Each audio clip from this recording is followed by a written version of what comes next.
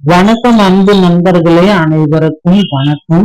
நகைக்கடன் தள்ளுபடி இந்த அறிவிப்பு முதல்வர் விஜய் அவர்கள் எப்பொழுது வழங்க இருக்கிறார், யாரெல்லாம் தகுதியானவர்கள், யார் இதுல தகுதியற்றவர்கள் என்பன பற்றின ஒரு பொதுவான வழிகாட்டியை தான் இந்த ஒரு வீடியோவின் வாயிலாக நாம பார்க்க இருக்கோம்.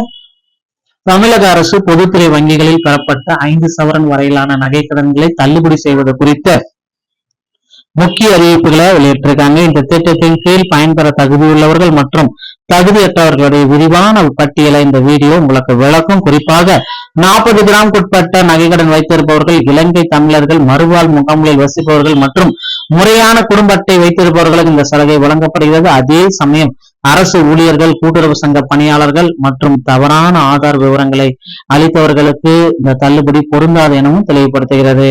ஒரு மாதத்தின் முதல் தேதியிலிருந்து அமலுக்கு வரும் இந்த திட்டத்தின் முக்கிய நிபந்தனைகளை பூர்த்தி செய்பவர்கள் தங்கள் நகைகளை திரும்ப பெற்றுக் கொள்ளலாம். அண்டை மாநில குடும்ப அட்டைகளை வைத்திருப்பவர்கள் இந்த சலுகையை பெற இயலாது என்பதும் குறிப்பிடத்தக்க ஒரு விஷயங்க. 100% தள்ளுபடினா 40 கிராம் 8 பொதுத்துறை வங்கிகள்ல இதை தள்ளுபடி கொடுக்க போறோம். வரும் 1ஆம் தேதி ஆகஸ்ட் மாசம் 1ஆம் தேதியிலிருந்தே நடைமுறையில ஆக்ட் ஆயிருங்க. அதாவது 1 கிராம்ல இருந்து 40 கிராம் 5 சவரன் 41 கிராம் இருந்தா கூட உங்களுக்கு தள்ளுபடி நிராகரிப்பு செய்யப்படும். தள்ளுபடியை பிறக்கும் 2 முக்கியமான அறிவிப்பு அப்படின்னா யாருக்கு அத்தியாவசியமா இது தேவை அப்படின்னா, ஆதார் எண், வங்கியில் அளித்த ஆதார் எண் மற்றும் முற்றிலும் சரியாக இருக்க வேண்டும். தவறான எண் அளிக்கப்பட்டிருந்தால் தள்ளுபடி ரத்து செய்யப்படும். அடுத்து ரேஷன் கார்டு, ஸ்மார்ட் கார்டு தற்போது செல்லுபடியாகும் தமிழக அரசு குடும்ப அட்டை அவசியம். அட்டையின் தவறாக கொடுத்திருந்தாலும் பலன் கிடைக்காது. இந்த சரியான ரேஷன் அட்டை மற்றும் முகவரி எல்லாமே இருக்கணும், எல்லாம் நிராகரிப்பு கண்டிப்பா நடக்கும். சிறப்பு பயனாளிகளுக்கு தள்ளுபடி உண்டு அப்படின்னு பாத்தீங்கன்னா, இலங்கை தமிழர்கள் மற்றும் குடும்ப ஓய்வூதியர்கள் இந்த 2 கேட்டகரிக்குமே தள்ளுபடி கண்டிப்பா உண்டு.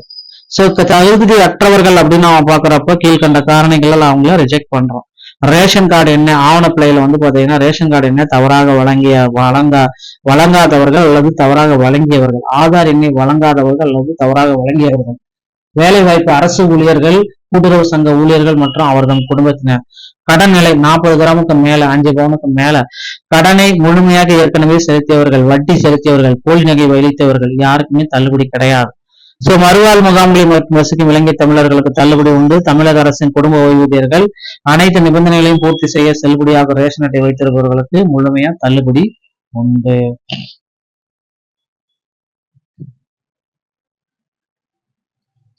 இப்ப பாத்தீங்கன்னா, இந்த ஆதார் மற்றும் ரேஷன் கார்டு அட்டையில் உள்ள முகவரி கட்டாயம் தமிழ்நாட்டை சேர்ந்தவராக இருக்கும்.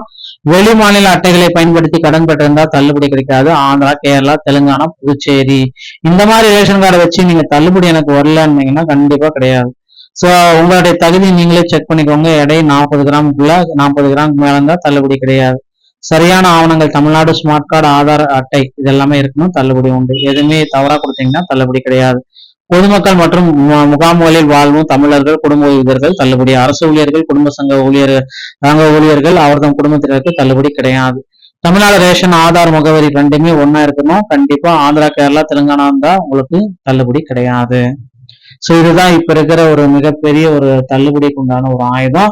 எப்பொழுது இதெல்லாம் அமலுக்கு வரும் அப்படின்னு பாத்தீங்கன்னா, ஆகஸ்ட் 1ஆம் தேதியிலிருந்து அமலுக்கு வரும். தகுதியானவர்களுடைய பெயர்களை வங்கிகளை அணுகி நகைகளை நீங்க செக் பண்ணிக்கு வீட்டுக்கு கொள்ளலாம். இந்த ஒரு வீடியோ பதிவு இதை பற்றி தான் உங்களுக்கு தெளிவா விளக்கும் அப்படின்னு நினைக்கிறேன். வீடியோ உங்களுக்கு பிடிச்சிருந்தா நீங்க நம்முடைய சேனலை சப்ஸ்கிரைப் அண்ட் பெல்ல கிளிக் பண்ணி வச்சுக்கோங்க. மீண்டும் ஒரு நல்ல தகவலோட நான் உங்களை சந்திக்கிறேன். நன்றி, வணக்கம், தேங்க்யூ.